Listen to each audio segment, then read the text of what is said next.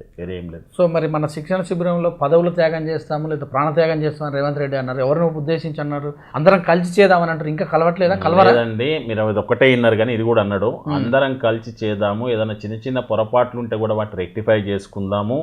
ఖచ్చితంగా కాంగ్రెస్ గవర్నమెంట్ వస్తుంది అనుకుంటే ఏ త్యాగానికైనా సిద్ధమే అన్నాడు. రావాలి కాంగ్రెస్ పార్టీని అధికారం తేవడానికి ఏ త్యాగానికైనా నేను సిద్ధమే అన్నాడు ఆయనది. సో గతంలో 2022 అయితే ఆ సమయంలో చింతల శిబిరం పెట్టినటువంటి లీడర్స్ అందరు కూడా సో శిక్షణ శిబిరాలకు దూరంగానే ఉన్నారు. అందులో కొంతమంది వచ్చారు మొక్కుబాటిగా అన్నట్టు కూడా అంటారు. దీన్ని ఎలా చూడాలి?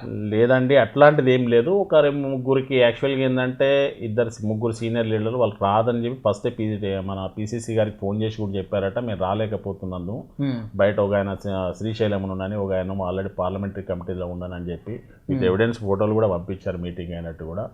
అట్లాంటిది ఏం లేదు. కాకపోతే ఆ రోజు వీలు పడక వాళ్ళు రాలేదు. ఖచ్చితంగా వాళ్ళు వచ్చేవాళ్ళు, మిగతా వాళ్ళందరూ ఆల్మోస్ట్ వాళ్ళందరూ వచ్చేసారు.